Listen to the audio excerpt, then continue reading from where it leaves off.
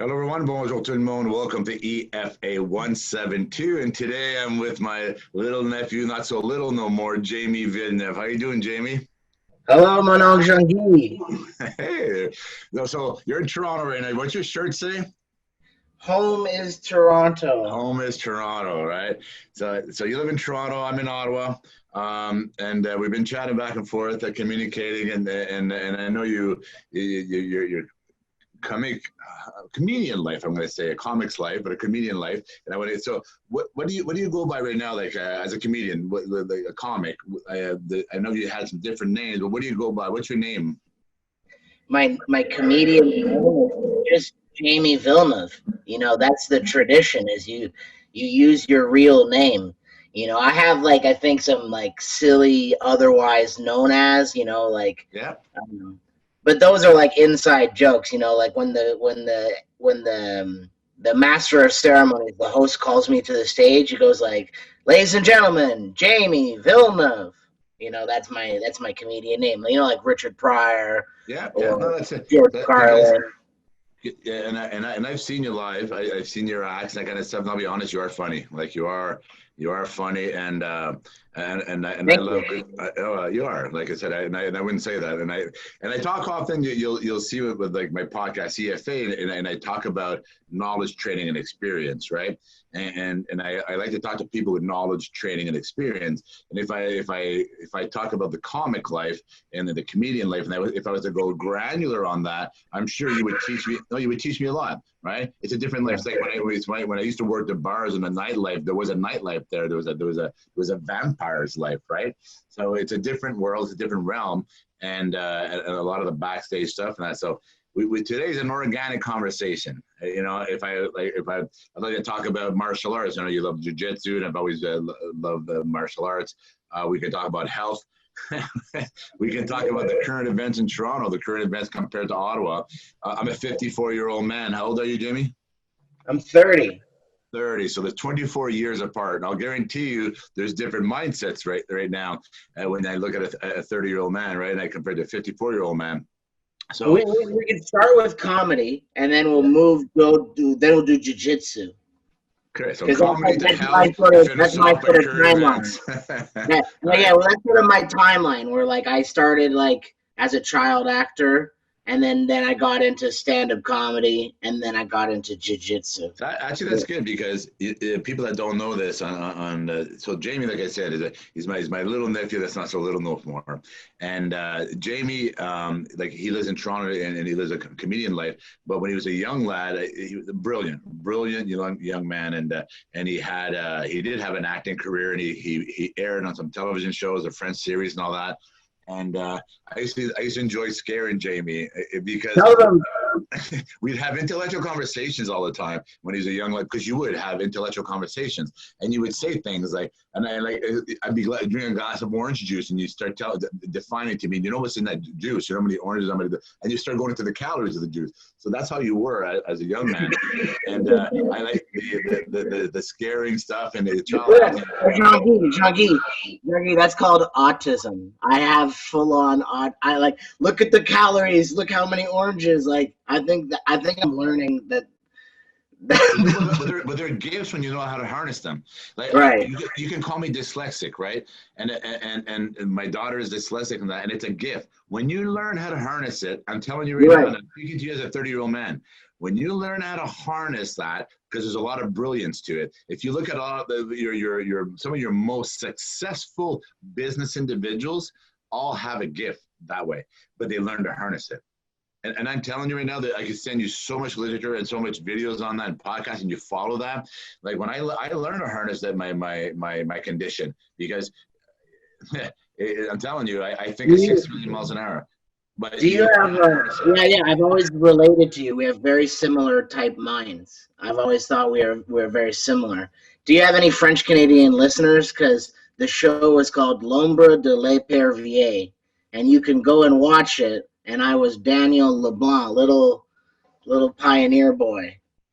You know what? Send me the link of that after, and Greg will put it in the thing. No, you can't find it. I can't find it anywhere on the internet. Find it anywhere? I can't find it. I remember the videos. I think we still have the videos somewhere. right? That'd be I cool. remember watching the series. I remember watching it. It was I can still see. I just saw you right now sitting in a classroom on your desk. I just Yeah. saw you sitting there as a young lad in the series. So, it But was interesting. that's what I do now, like for side work, is I go and I do like in the background of a movie, like not the main character, like just a person walking in the background. And then like because I did that when I was a kid, that's what I can do for work now. It's like I put on a costume and then I go walk in the background like of a movie. Did you see it's in your area? They're actually casting right now for I saw it on Facebook for that hospital series. It's a haunted hospital series. It's in your area. They're looking for people like that. Oh, yeah. Yeah, I have to look. I'll look it up. I saw it. It's actually a news article. Well, it has been tough because like with like the background work, like that's what I was doing for like just steady cash. And since the lockdown, it's been like no, that hasn't come back, and comedy hasn't come back really. It's just been like backyard shows, and jiu-jitsu's coming back, but it's illegal. Like if you train, it's against the law. You're gonna get me going here on current events. Jamie, you're from Ottawa, so you know the Ottawa Athletic Club. Yeah. It's closed. They announced it yesterday. 40 years in business, and they also fought the big box. I won't even give names. The big box stores, gyms came to Ottawa, and they were using the same name. They fought that and won in court, so they won their name. They remained the Ottawa Athletic Club. Yesterday they closed because of COVID, because there's so many restrictions that people can't. That they don't want to go to. They don't feel comfortable. Out of fear, they don't feel comfortable, etc. But there's so many restrictions. It's a one-size-fits-all restriction, and that's what's coming out right now in that industry. The one-size-fits-all restrictions on anything with health and fitness, that kind of stuff, is what's affecting all these places, right? Like you mentioned Jiu-Jitsu, you can't train. We all know that people are training in the basements. We all know they just opened up they opened up the Pandora's box to the fight clubs, right? Like people are not making soap right now in basements. So there's people training together, that kind of stuff. And you want to, that's part of and that's why it struck home for me with the closing of the OAC, because they are a finger on remember, they were the first. You look at the OAC, how big that was. That's 40 years ago. Think about that. They opened up a place before all these big box stores that offered everything in health and wellness, from massages to therapy, to physiotherapy, to playing tennis, to swimming, to instructional classes. You can do anything and everything there. And they were the first, right? And they were part of the community, part of the structure. So when you look at that and mentally, it affects people. How are you feeling mentally? Like since when you lost your jiu-jitsu for a while, how did you feel? It was the worst. At first you're like, I'll be okay, and then it just gets like after a couple months, you're like, I'm more irritable. I'm more I'm putting on weight. Like I put on a lot of weight, because it's like you still have the same appetite of like someone who trains all the time. So you still have like that athlete's appetite. And then you go into lockdown and it's like tough to just stop eating because you have like muscle that's like asking you to eat. And you're like, so you're eating the same that you were, but you're like, I had a very small apartment, so I wasn't working out at home. I didn't have a home gym. And then like, it even felt like kind of gross to go to like a park or something, and like do push-ups in a park because you were like afraid like maybe someone else had been there. And it's interesting you say all that, because right now that's the world population. A lot of people will tell you, because I lost 110 pounds and you followed that. Oh yeah, you look incredible. Well, thank you. But I lost 110 pounds and I started this on June 3rd, 2019. And I really felt like in March, I went to phase 2 in my mind and life. But body exercises I did almost 6 months of not touching any barbells to prove a point with fasting and that. And I'm a 54-year-old man right now. If I stick out my shirt, you'd be impressed at that. Like I'm just saying I'm getting defined and my abs are coming out and all that. But I did 6 months not touching barbells almost, you know what I mean? And I was just using body exercise. So what you just said about the body exercise, there's some apps out there, the 7-minute workout. It's called a 7-minute workout. And don't eat before lunch. Trust, I can teach you these little things. This little tweaking, it's just tweaking, and you don't have to be like, oh man, like my lifestyle, but you can tweak it. I'll guarantee you will go back to a rhythm. And then the more you lose weight, we both know, the more you train. That hunger for training, and then that's why when you started training a lot, when you got good at it, and answer that question, when you got good at jiu-jitsu and you felt good, and you were building muscles and you were losing weight, did you not get better? Oh yeah, it was like, to bring it all back around, it's like I did it to help my comedy, which sounds weird. Like, why would you do jiu-jitsu to help your comedy? But it's like, you're going to get better at another skill, which is going to help your confidence. You're going to have improved memorization. You're going to have a more clear head to write material.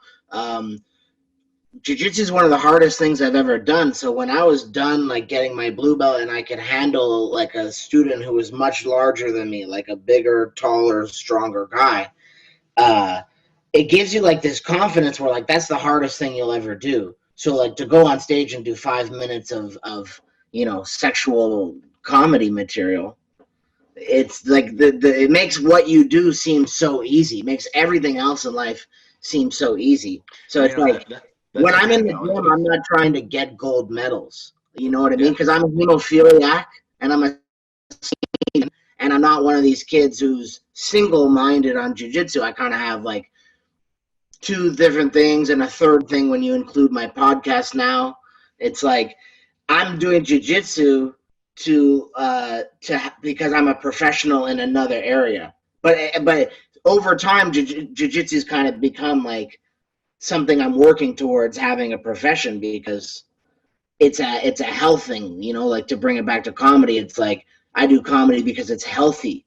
It's healthy to get on stage and to talk about it. And there's like a whole like amateur level of people that do comedy as like a group community where you make friends, and that's like it's like a healthy thing you can do, and then like it can become a profession.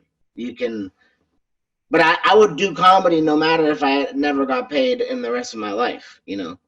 It's a healthy thing for me. So it's all like, that's why I've been really into the shows that you've been making, because it's like, it's all, for me, my lifestyle is all health oriented. It's like not all the time. Some people judge you as a comedian like you're like a lazy dude, or like you're like you don't want to work, but it's like I work so hard, man. I work so hard. And those analogies, all these analogies you're talking about, and that work so hard in that, and all the key points you mentioned a moment ago about increasing your focus and increasing and giving you that confidence. Those are all things in business, right? And a lot of things I tell my daughters when I teach them on things, and like Maddie getting up on stage and singing in front of 500 people, right? Those are all confidence building. Eva doing 4 soccer games in a row at 30 degrees, and she wants to do them, and she's on her own team. Like, come on, guys, show up to the game. So those are things you bring to business and bring to life and bring to society and bring to family, right? And bring to yourself as a father, bring to yourself as a providing parent. Those are all skills that develop through life. So everything you mentioned there, and that confidence, I love jiu-jitsu. I stopped at my TherienJiu-Jitsu in Ottawa. John Therien, Hanshi John Therien, a good friend of mine. Jean-YvesTheriault, a very good friend of mine. They're equal halves to Therien and Leslie, beautiful souls, beautiful people. And Hanshi John Therien, and he built the TherienJiu-Jitsu. It's another icon in Ottawa, right? And it went beyond Ottawa. It went to the Gatineaus. It went outside of Ottawa, the Winchester, and so forth. And he's well renowned. These gentlemen are well renowned. And well, actually, my gym in Ottawa used to be a Therien, the K2 that I was training at. Yeah. They were under Therien, and then they moved to K2. So we're all martial arts family in the Ottawa region. Absolutely, and you continue that legacy. You continue the jiu-jitsu. Now you're in Toronto. You're doing it, right? Well, you can't do it now, but you're doing it. My point is that confidence, that everything, like that lifestyle that I live, like, and if I look back, I started jiu-jitsu. I'm going to say 10 years old. Montreal Road, and then my father brought me there. I was very young. I look at the age when I started, and I still have all the old pictures and all that. But that's when I started. And then at 16, I bought a lifetime membership, and they honored my lifetime membership. That you want to talk about honor in martial arts, right? I'm 54 years old, and at 16, I was, you know me, I always work, and I took all my money from all my workings, and I was very young, and I went to Therien, and it was a good chunk of change back then, right? It was like, and for a lifetime, people with like memberships were like nothing, like $25, whatever. But it was like I can't remember the cost. It say $1,200, $1,500 with a chunk of change. But I went and bought it. You guys, I love the lifestyle, and you live that lifestyle. And they honored that lifetime membership for me. That's so cool. I know, but you talk about honor in martial arts and honor and respect and that kind of stuff. And they are a family dojo, and I'll guarantee you in Toronto, where you're at with K2 and all that, or where you're at in Toronto, you're probably. Well, I'm at a gym called Wolf Jiu-Jitsu in Toronto, and technically we're doing social distance training, and we come back for the last like 3 weeks. And but they're respecting their rules, right? They gotta follow the rules. You gotta follow the rules, but different gyms have again, different level of regulation. So like the gym that I'm at has like a level of regulation that is allowing me to train hard. Let's just say that. Perfect. So give a plug again. The dojo. What is it called in Toronto? Well, I'm at this place called Wolf Martial Arts with my new professor Gary Chong, and I've been there for like 3 weeks. That's me and Rachel moved because we're having a baby potentially. Congratulations. If there's no like medical complications or whatever. So we moved from one neighborhood to another, and I was at a different gym in Toronto, but the gym that I'm at is closer, and I didn't have like super tight relationships there. It was just like a nice place to train, no big problems. But now I'm at this other place called Wolf Muay Thai, but I just do Jiu-Jitsu because I'm a hemophiliac, and so that's been like really great because comedy is like backyard patio shows, you know. So Jaime, for those listening right now, you just said you're hemophiliac, and Jaime has been like I remember as a young lad we used to, and you were like a rambunctious like 100 miles an hour kid, right? And you were a hemophiliac. So training jiu-jitsu as a hemophiliac, like because there's people out there listening that are hemophiliac, they probably don't train and think I can't, Right. But you can, right? Well, you have different levels of hemophilia, right? So like I can because I have maybe like just enough to get me over like nicks and bruises after a training session. But I feel rough. Like I feel really sore after I train. I think like there's a level of domestication. It's like I think anybody on their first couple of weeks, they show up and their arm has all like bruises. But after you go for a couple of months, your body doesn't get bruised anymore. So there's like a level of like, even if you have hemophilia, where your body gets hardened, you know, and it's like when the Muay Thai guys kick the palm tree, and eventually they get like an iron leg, which I wouldn't recommend that for hemophilia. I know, I know that's training. To me, I wouldn't do it personally. Right? But it's slow, right? Like it's like you do slow, you do what you can, and you build and you build and incrementation. Yeah, and then like I said, Jaime, I do the roller ab, and I stretch myself out and I pause, right? I remember like my back was so weak, I was so out of shape. I hit 350, 340, 330, fluctuating all the time in that range. And I got out of shape. I couldn't even do that. Like I literally can do one. And now I'll hold myself, right? And that core, building that core. And then when I lost all this weight, the abs came out. Like people think that I'm training like a lot, and I'm not. I probably average 15, 20 minutes max every day.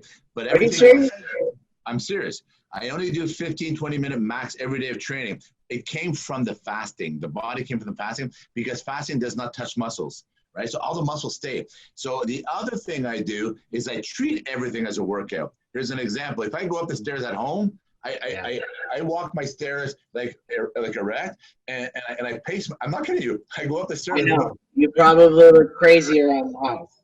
But it's like, I swear to God, I do everything that way. But if I cut the grass, right? On the project, I cut the grass.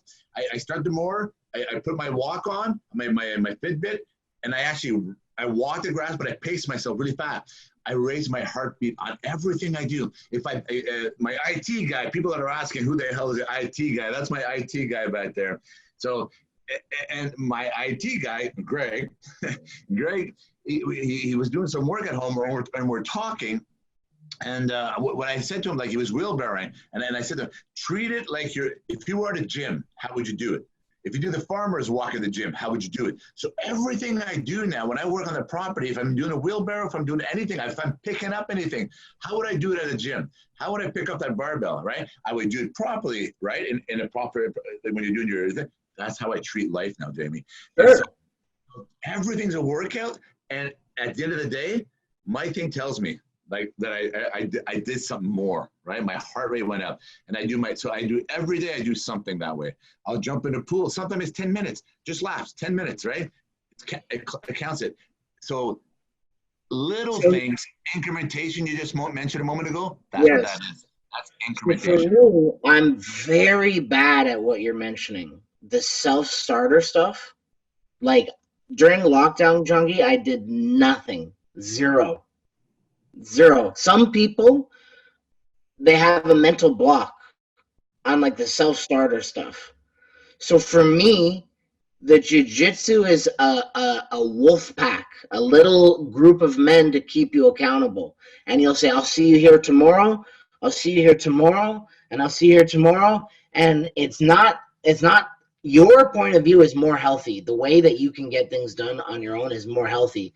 But I think for other people, they need to find a group, whether it's yoga or whether it's you run with a friend. They could be just like going to the park and doing the exercises like you mentioned, but doing it with a friend. But for me, when I go to jiu-jitsu, it's like that team keeps me accountable. I want to know that, like, every time they're there, they see me there, so they know it's like a mental warfare. Where you're like, I love the respect that you give to that, and that's honorable, because that is so valuable, and that's why there's communities out there. There's communities in running. There's community jump rope community, right? There's communities out there that support each other. I get constant requests to get jump on communities to support each other, and that's what that family is about. So earlier when you were talking about the wolf pack, and that's your family now, right? It's an extended family that you're part of, and you hold each other accountable, and that's so important. And that's why right now all these lockdowns and all these things, and you said, like, I know, and that's hard on mentally. It's hard on a lot of people, a lot of these things, right? So you need to have that self-starter. You need to have that group. You guys can probably, just like we're doing right now, train virtually, right? You know what I mean? Like, and I'm yeah, sure that'd be a great option, right? But for me, it was there wasn't anything happening at my old gym where the gym that I started at in Toronto. There wasn't any virtual training, and then they were going into, like, training, like, way too early for me to feel comfortable. So, like, now it's been several months. We're in stage 3, but we're talking like they were doing, like, open training in stage 2, and they were taking my money, and I didn't feel comfortable with. They were doing no restrictions, and nobody from that gym is going to listen to this podcast, so it doesn't matter. But anyways, the gym that I was at, the gym that I was at now was doing, like, groups of 5 in stage 2, so, like, small little training pods. So that little group is like a healthy way to say, okay, we'll just train together, us 5, in like a stage 2 situation, and then you clean the gym for the next 5 people to come in, and then you don't train together. But stage 3 is kind of, for me, I don't think it's so crazy to have, like, groups of 10, groups of 15 or whatever. Because that's like the jiu-jitsu room with all different body types, and the higher belts helping the lower belts. And that's what the whole thing is about, you know? But yeah, for me, it's a group thing. For me, it's that's what keeps me accountable. It's like mental warfare. So it's like your other training partners. It's like, hey, you see me here all the time, so you know that I'm here. And I don't see you. I never see you. So then when they see you, they're, like, worried. They're like, oh, because they have to spar now.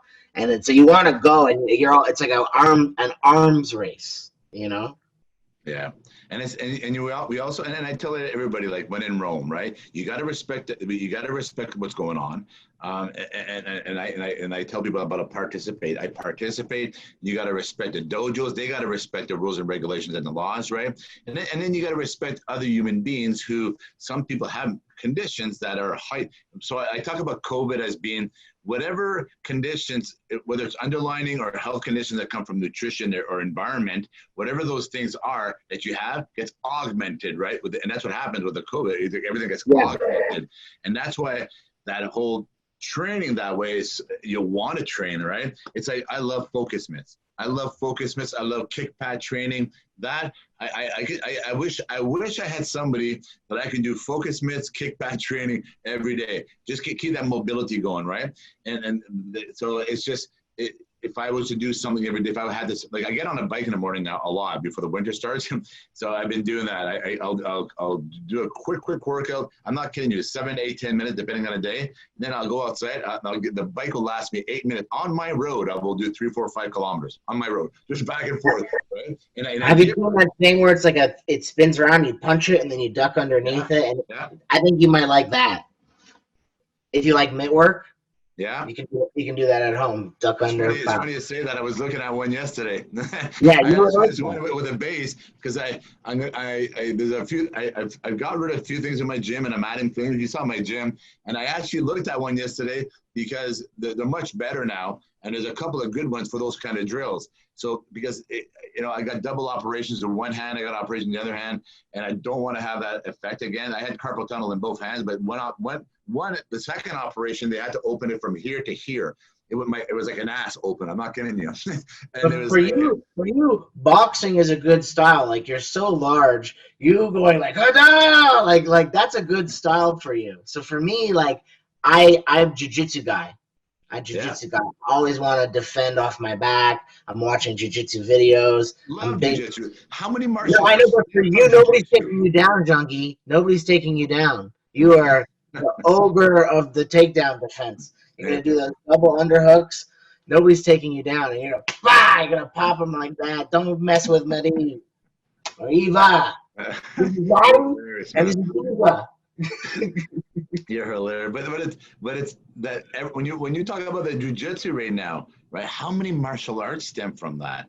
Right? How many skills stem from jiu-jitsu? So a lot. I love martial arts. I could talk about that all day, and and I'm glad you tied to health focus wise. I'm glad you tied to family. Like you're going into family right now, right? You're going to be a father, and I know, and that is a lifetime lifestyle responsibility, and that is something that is not something that you can take lightly. That's something. It's an everyday thing.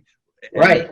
That's why we moved to Toronto, right? So that I can do try to be a professional comedian, and you have to be here. There's better training here. Like my gym here is much more professional than my gym in Ottawa. Like Toronto has a world-class vibe, So for me, me and Rachel, my girlfriend, knew that we wanted to have a family. So moving to that next phase and going to Toronto and not settling for just for what I do, the things that I do, I have to be here. I have to be in Toronto. So you get more work because Toronto's huge, right? Toronto is a beautiful city, right? And when I look at Toronto, I'm sure you probably have, now with COVID, all that got derailed, right? Has comedy completely derailed with COVID or? Yeah, it's like the Yuck Yucks is closed, and they're thinking about putting Toronto back into stage 2. So they're they want to the Yuck Yucks is just opening September 15th in Toronto, and then they might get shut down again, and they're only allowed to have 50 people. And I've listened to a lot of podcasts with the owner of Toronto Yuck Yucks recently, and he says he can't make money. Yeah, the room has 190 seats, right? Maybe 200 seats. And they can't make money off of 50 people there. Of course not. And so he's saying I'm just eating my shirt. we're all seeing it right now. We're all seeing how business are so fragile because there's Yeah. so much expenses for businesses at all levels, all the way Yeah. up to building owners, to everybody, and everybody's so tight that we're all seeing it, right? So that's why. And these closures, and I'm sure, like, so you're like in the same realm of all entertainers, right? Musicians and that kind of stuff. Yeah. That's your bread and butter. It just occurred to me, I should have started with this. There are so many clubs that closed in Toronto. Like, so when I moved here, it's because it's a happening scene. One of my friends opened his own comedy club. It had 40 seats. And I would go there. It was called The Corner. And I was doing spots once a week at this comedy club, The Corner, with a little smaller room. And it was like the coolest comedy scene that I remember in Toronto. That just closed. They closed. That's gone. They had a club in the East End and in the West End. They're both gone. They had a club in Niagara. Like, my friend had a little triplet of independent comedy clubs, and they all closed. There was a marijuana comedy club where, like, you could smoke pot, the Underground Cafe. That's gone. There was like a gay, like a church in Wellesley, like a gay bar. LGBT, yeah, LGBT. That's closed also. They had like a club that allowed us to do comedy there, and I'd done so many spots there. It was one of my favorite shows. That bar is closed. It's on.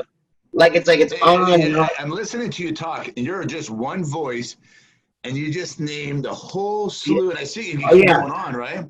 There's a bar called the Ossington, which is like the entire community of like mostly politically correct comedians, but like social justice, very like left-wing comedians. That was their hub, and they filmed all their comedy albums there. That closed, and it's upside down. So I actually love all those flavors you mentioned to me. Like, seriously, that whole realm of scope of different types of clubs, so people could have their realm. And think of that social fabric being torn apart right now. Right, and it's crazy. It's sad. It's actually like when I look at equality for all and equality for all, EFA, the equality for all, that right there is a representation of equality for all, because that right there, you just named all these flavors, right, of different type of realms, and they're all closed. So all these communities that people had that they can participate in, no different than your jiu-jitsu community, no different than the health and wellness and nutritional that I love. You know what I mean? That if you take that away from me, I pivot, and you know that I pivot in life, right? I'm constantly pivoting. Pivot, but some people, you just mentioned a moment ago, it took you time to pivot, right? And then that's what you got to get that starters into you, but that's affecting a lot of people right now. A lot of the shutdowns and all of the closures, the mental health issues, and that's why people, what you're doing right now, this community that you mentioned, these communities.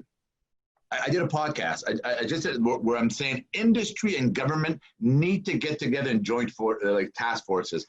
And I've done I sat on committees in my life and my 30 years of corporation, 27 years of government, that kind of stuff. And right now, industry really needs to get together with government, because it's beyond the closing of the businesses. It's like when you're closing industries that are the finger on the pulse. When you're affecting, like the OAC. That's a huge community that just closed in health and wellness. When you look at the memberships that go there, just like your jiu-jitsu, just like those comedy clubs, that's why I said a huge task force is needed with government and industry. If I was to direct some of your listeners or like anybody who's tuning in at this point to like where you can get some information on this, there's a union for stand-up comedy. It's called the Canadian Association of Stand-Up Comedy. It's called CASC. That's like the acronym. And they take donations, and I'm not telling you to go donate, but if you're like very, very, philanthropic. If you're able to put it, and that's what I tell people. No, you don't have to be I'll rich or poor, right? I'll tell you a quick story. In life, if you're able to give, yeah, I'll tell you a quick story. So at the beginning of lockdown, they asked comedians to submit, like the union, which is like a very brand new thing. So the government doesn't recognize stand-up comedy as an art form. So all the government grants goes to movies and film and visual art, but stand-up comedy is not recognized as an art form. So the number one goal of the union, they lobby the government to recognize stand-up comedy as an art form. So that's the number one goal. And then they work from there. So at the beginning of the lockdown, the union had been going for about 2 years after a couple of town halls, and they decided to ask comics like, how much money did you lose? And I had to submit like 2 comedy posters and tell them like, I lost $50 here, I lost $50 here. And I told them that I was doing most of my work in movies as television and background, because that's how a lot of comedians get their money, right? And I wrote that in my application. Then they drew from a hat. They've raised a bunch of money by doing live streams and whatever. And they sent me a check for $500 to be like, hey, we're actually helping out comedians. Like they actually went above and beyond. And so like I was skeptical at first as to like where this union is going, but like they're legit. They're really trying to help. And I'm glad you're plugging them, right? And that actually touched me listening to that. No, because I was pushed because I work really hard to be recognized, and I'm not like signed to Yuck Yucks, and like I'm like kind of like an underground comic, but I work hard, and I get $50 for eggs and milk here, and I get $20 to put some groceries that we need in the fridge here and there, and all of a sudden you dry up all my cash work, and I have no money, and so like. The fact that I was recognized as an artist and like I cried, you know. And I don't blame you. I took the money and I bought everything I needed, but it gave me leftover money to buy this like tablet that I'm doing the podcast with. So like you pivot all the time. So like there's no comedy shows. Like the height of comedy is like people on patio decks. And then you go down on your lawn chairs and then we stand up on the patio deck. That's what comedy is right now. So it's like that's what I'm doing, but everything's more online. Like everybody's viewership and numbership. Like I saw you do your podcast and it actually inspired me to be like, I should do something. Just put something out there. Good job. And so I put the money and I bought like a tablet. It's like a podcasting setup with like a keyboard, and that's how I took the comedy union money and I made sure that I put it, you know, towards everything that needed to get paid, but that leftover money left me with money to buy podcasting equipment. So like I would want to plug the Canadian Association of Stand-Up Comedians, and they're trying to make comedy recognized as an art form. And if you want to donate to them, they actually did help me out in my time of need.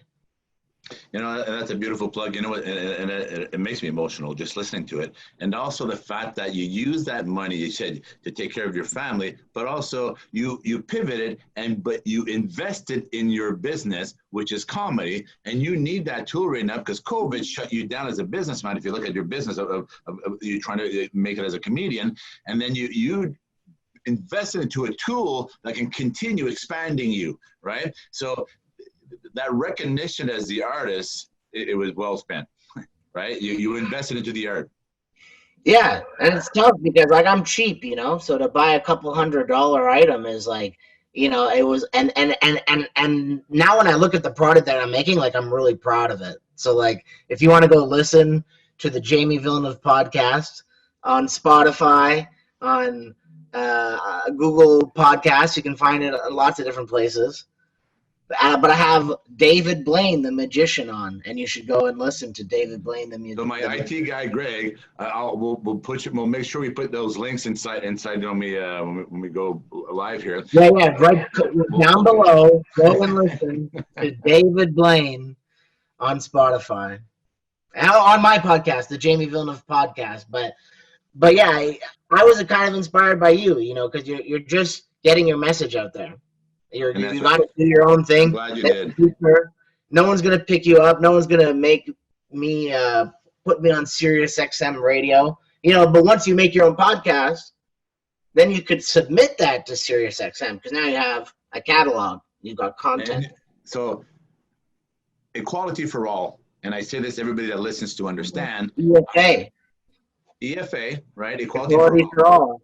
Everything I base myself on, Jamie, is those that have the knowledge, training, and experience through research or data that are living the lifestyle or in the positions themselves, right? So when I talk, it's either it comes from me, from knowledge, training, and experience, or I shut the hell up and I listen to those that have the knowledge, training, and experience, but also live the lifestyle and walk those shoes and also follow through with data and research, right?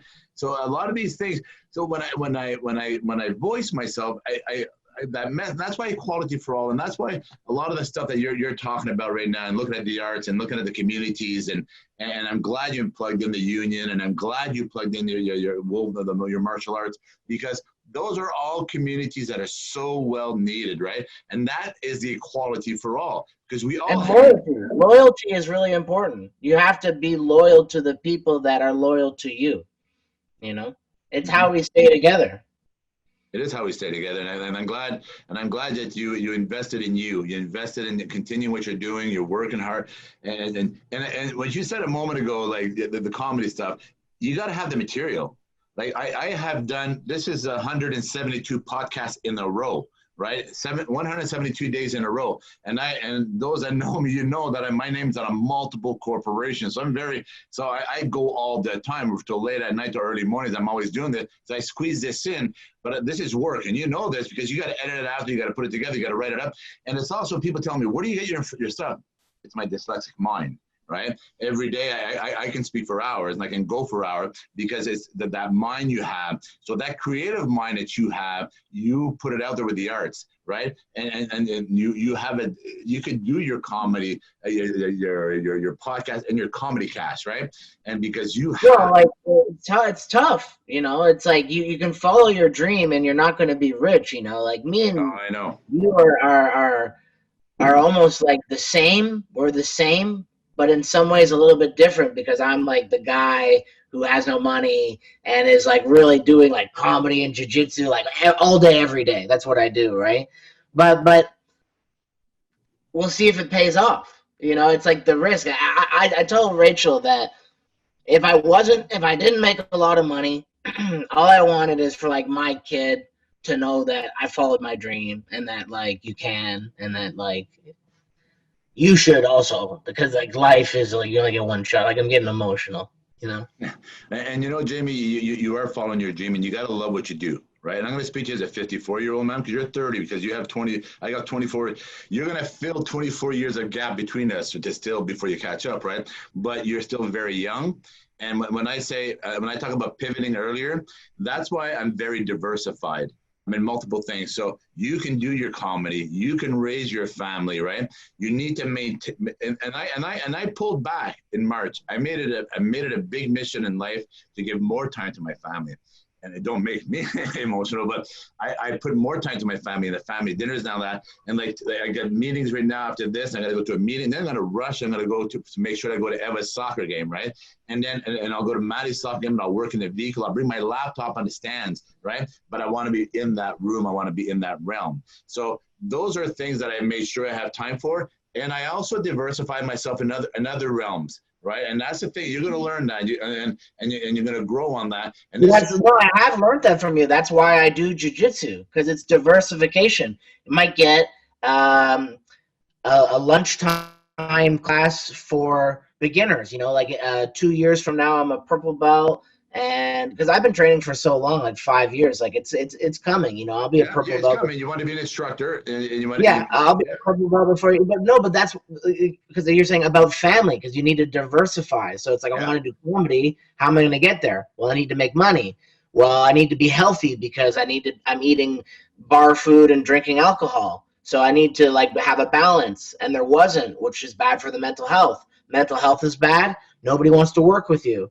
So you need like a balance. And so like the diversification started for my health, for me, selfish reasons, and became it's not selfish, it's smart. No, it's smart. But it became like potentially a career potential, you know, like it's the diversification. So you go the jiu-jitsu, the podcast. So now it's not just the stand-up, you know what I mean? Now it's not just the stand-up. So, and then the family is also a way of diversifying because it fills you as a person.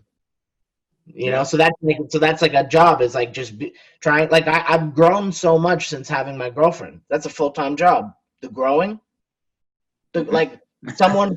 You're right though. It's a hell of a responsibility, right? It's work.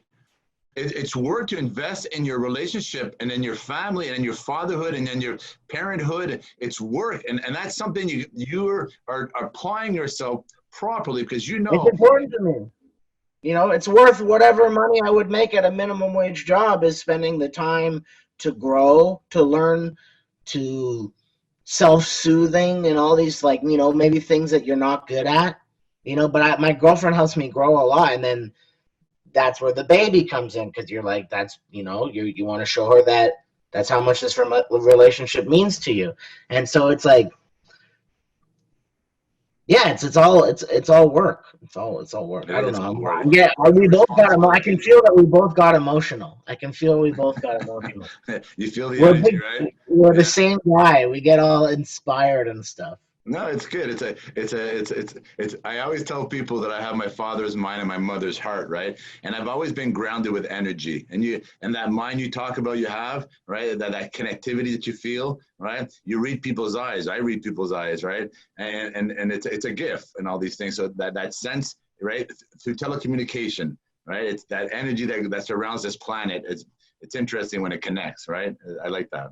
Yeah, I actually just saw the other day a guy that was doing like readings, like, you know, he'll read like about your spiritual ancestors that have passed away, but through a video call. Like, he'll look at you and he can be like, "Hey, something's coming through," you know. And I was like, that was cool. Like, you can do that through a video call. I'm a very open-minded person, right? And I tell that to individuals. And those, like, for example, the other day, they were talking about people that do online babysitting or daycare, right? And people are going like, it's actually very successful. And it's because right now, imagine if you were 3 years old and good morning, Jamie. How are you today? All right. How was your sleep? So what's happening? Look at me, I'm smiling already. I'm like, yeah, it was good. Very, very interactive, right? And I mean, you get into the game of it. So these are professional daycare people, and they turned their business online, but now they're doing it globally. So now they have children. Hey, Jamie, in Toronto today, and so just like professors in universities, they're doing individualized class with 2 or 3 students only. So it's more one-on-one. There's a lot of good things that came out of COVID, like the connection with family we talked about, right? But all these kind of businesses. So that business you just mentioned there, like I would listen to it.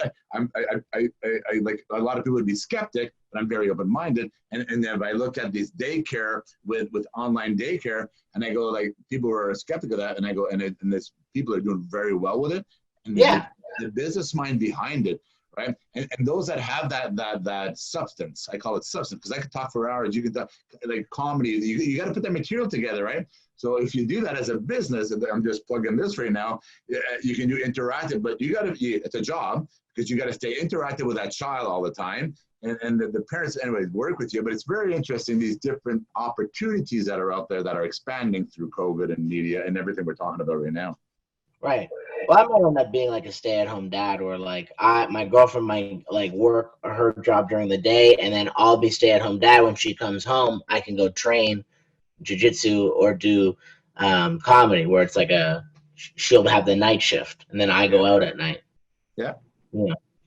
Well, and like you make it work, right? Like if I look at Liz and I and our family, and when the girls were young, she was often running weddings, right? And like, I mean, some weddings were like 900 to 1,200 people or 1,100 people, 3-day weddings. She did a lot of that kind of stuff, which was gone on weekends and evenings and that, or vice versa. You bounce off each other. And I remember taking time off from both my daughters, right? I took 3 months off, and both of them, and I became a stay-at-home dad, and my wife went to work. Right? Yeah, because my girlfriend makes more money than I do. So I loved it, right? It was actually, you can still do business today, especially now. You can do so much business at home, and you can still run the operation. There's still be a stay-at-home dad, and remotely, right? So it's cool. It's and that's why I'm not the people that are, and I might get people like upset here, but I'm not one of those guys that's against 5G and all that, because to me, I go.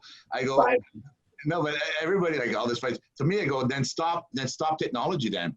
Don't get your Wi-Fi in your vehicles. Don't get your Wi-Fi in your house. Don't complain about no movie accessibility. Don't complain about, right? Because everything now, every household, every vehicle, everything is 5G. Like, not 5G, it's communication. Yeah, it will be. It's Wi-Fi, right? So how do you adapt? Right now they're saying that we're at 7.2 billion. They're talking by 20. I'm not even that far. Like we're going to be like the population. It's massive. Like we're going to be like 21 billion or 20 billion people on this earth. You keep expanding. You keep more technology, and then science, and then operations, and we know more about the body in the last 10 years than we know in the last 5,000 years because of technology. Yeah. The reason why I'm living this life is because of the knowledge through technology that they from research, they know that this intermittent fasting, what it does to the mind, what it does to the heart, what it does to the soul, how it cleans all diseases, and a lot of these diseases, all that kind of stuff. That's because of technology. That's because of your 5Gs and that kind of stuff, right? So that's why I like technology, because so much there is. My father, Jamie. Yes. And my dad, his last 10 days on earth, and I remember him. We were having a conversation like this because he was in a hospital and that, and I was describing something to him, and I remember him looking at me and he goes, "I was born 100 years too early," because he loved technology, right? He was the guy with the first Walkman. I remember when the plasma came out, he went looking for the plasma, and he thought, "I think crazy." It was like 15,000 or whatever, right? He loved technology, but I remember him saying, "I was born 100 years too early," because he sees in the future, like the technology, when you look at transportation, when you look at making the world a smaller place, there's a lot of good thing that's going to come out of technology. Obviously, there's bad thing that comes out of anything that's done improperly, right? But there's a lot of good things that come out of technology. So right now, look at us, right? You're in Toronto, I'm in Ottawa. It's like Star Trek. It's like when they sat down at their desk and they're like, "Admiral, I'm going to talk to you through a subspace communication." It's like Star Trek. But the people thought this would be fake. Gene Roddenberry was a very smart man. When you look at how he wrote back, those books were written in the 50s. And if you look at the multicultural, if you look at living in peace, and he talked about when you look at his shows, there's cultures that are always at war on this earth. And if you look at his shows, there's cultures that are always at war. And there's cultures on this earth that's always at peace. When you look at his show, there's cultures that are always at peace. You look at his show, the majority are intermingling, right? And he foreseen this. He foreseen this whole technology. He foreseen the multiculturalism. He foreseen the good of it, right? And there's bad that comes with everything. So when you say Star Trek, it just made me think of Gene Roddenberry. Oh yeah, that's my whole life. I wish I could get some universal credits. Some Federation credits for being a I don't know, some sort of like starship entertainer. Oh, and also I wish I could be like a jiu-jitsu teacher on the Starship Enterprise, and then they gave me money, because it's just like, because all these things that I do, it's like you get like, "Oh, well, we'll give you a beer and some chicken wings, kid," and you're like, really? You don't think laughing is essential? Like, it's like the healing that you do as a comedian is like you're helping people so much, and it's like they never compensate you and where you can actually take care of your family. Like even my friends who are like headliners and like much more further along than me, like they have to have regular jobs, which is like kind of weird, which is like just how it's like so devalued to the people who make you laugh, which is kind of like, like not witch doctor, but like, they're healers. Like laughing is like healers. And then like, in the Star Trek world, that comedians would be like getting paid and they'd be part of the, they'd be getting the same amount as everybody, and like that communism sort of mindset. There's a mindset out there. If you even listen, and I have to go to my next meeting, but like mindset, like Joe Rogan will talk about, he believes in that universal payment, right? A base minimum. And so if you look at yourself as a comedian, right? If you had a base minimum that you could live by and still continue doing your comedy, but also do your jiu-jitsu to try to grow, also do your podcast. It gives you a base, right? Unfortunately, right now it's that's called disability. You have to tell them, "Hey, I'm weird," and then they give you money to just be an artist. So it's strange, but that's what the universal basic income is right now. It's just the disability, because welfare is $750. Oh, I know. I did a podcast today. I did not take any CERB money. I did not take any CERB money. CERB is like $2,000 a month, and I don't qualify because I'm on disability. But my disability is like, I think of it like it's like my artist check. Now, a bunch of your listeners are probably gonna get mad at that, but I couldn't do what I do if I didn't try to make it work somehow. Otherwise, I'd be like, I don't know, working at Subway or something, and I would have no time to train or do comedy. Yeah, no, but you met the criterias, and you had the medical criterias and that kind of stuff, and that amount you talk about. And I did a whole podcast the other day. You can't afford to be sick in any country, because if you right now today, tomorrow morning, you woke up with a neurological disorder and you would have seizures 4 times a day, and you can drive no more and that kind of stuff, your maximum you would get is $1,000 a month. The Canadian emergency benefit is 2, so they're telling you like what you need is 2, but we're only going to give you 1,000. So it's like the whole thing over the lockdown was like everybody I knew had like they were rich all of a sudden. Everybody I knew had like so much money in their pockets. People were working and doing CERB, and like everybody had thousands and thousands of dollars, and I like played it honest, and I was like, they took my jobs away doing comedy. They took my jobs away from the working in television. And then I was only left on this emergency financing that I have as like a background emergency financing. But yet the rest of the country is making $2,000 and I'm making 1. And I had to live off of $1,000 for 6 months. And it was like, after they decide, oh, sorry, no, we're on YouTube. Edit it out. Edit that out. I was very passionate. I know. Well, but how do they decide that, like, you know, like, you worked at you're a barista, like you were saying. How are you saying, like, in your EFA, like, you're a barista, you get $2,000 and you're 18, but Jamie, the stand-up comedian that can't work, he gets 1,000. And I really feel like, balance, right? Like the next stage will be like, who gets the vaccine? I was thinking about this last night. Who gets the vaccine? Well, obviously the people with the best credit score. Like, it's like, yeah, I know. There's an imbalance. It's like a 40-year-old man with 5 kids is getting $2,000 a month, and a 21-year-old living at their parents' house that make $150,000 a year, and they get $2,000 a month. How does that make sense, right? It doesn't make any sense. Yeah, it doesn't make any sense. And that's why that task force, I really got to go, my friend. But, okay, we'll let it go. But I'll finish on this. There was a real balance in Toronto where, like, all the rich became regular and all the poor got actually more money than they used to make. And so now in Toronto, it's like the 1930s where everything's closed, but the poor are getting CERB, so they're making more money, and the rich are making the same as the poor, and we're like living in some sort of like communist state in Toronto where everything is closed. There's not everything. The businesses are allowed to open, but they fear to open out of people blogging about them online. They're allowed to have 50 people in the business and have a restaurant, but they don't want to because they're afraid what people might think. But and it's also there's a lot of rules and regulations, and you got to invest, right? So like, restaurants, right? They're putting some of them are able to put outdoor restaurants. You're asking me at the beginning of the podcast to say, like, tell me about Toronto. It's like, well, I moved here and it was great and it was exactly what I wanted. And now I'm thinking in like the rubble and like in the chaos, maybe there'll be some opportunities. There'll definitely be some new comedy clubs. Maybe like at my school, a couple of the instructors haven't returned to come train.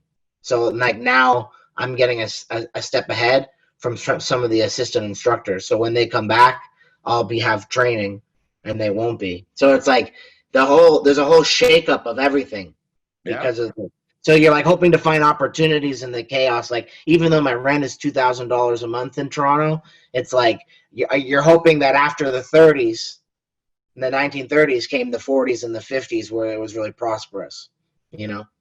It's a good optimistic view, and I like that, right? And you're right. We got to make it better, and industry and government together got to make it better, right? And that's why right now it's definitely like the 30s. Like people are like, if you walk around Toronto, people are just like drinking on the streets, just like drinking everywhere, and it's like people are just like drinking. There's nothing to do. You can't go to your gym. You can't go see you can't go to sit at a coffee shop. You can't go sit at a coffee shop. So. he can just go out and drink. Yeah, there's different levels, right? All the closures and all. You're right. Ottawa is a bit better. So and we have Hull right across the bridge. So there we have two cities and two provinces that have two different rules and regulations, right? But I really got to go. Me and you, we're both marijuana advocates. Like we both like marijuana. Yeah. But I met a kid last night. He's 16 years old at the gym. He told me that he took up smoking weed during the lockdown. Like, how sad is that?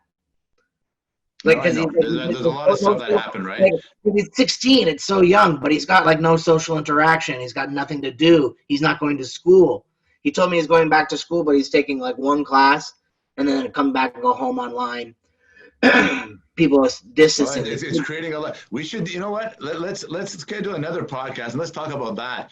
Like generation, how it's affecting your generation, right? Because we can go really deep into that because it's affecting a lot of people in different ways generationally, right? If you, there's a lot of people that have different support and different family structures. Yes. But we can go on and on. We'll get you out of here because I know you have another engagement. But yeah, before the lockdown, I was like, oh, I wanted to do more jiu-jitsu. I was getting really competitive, and I quit smoking pot for like a week just for myself because I can improve my breathing.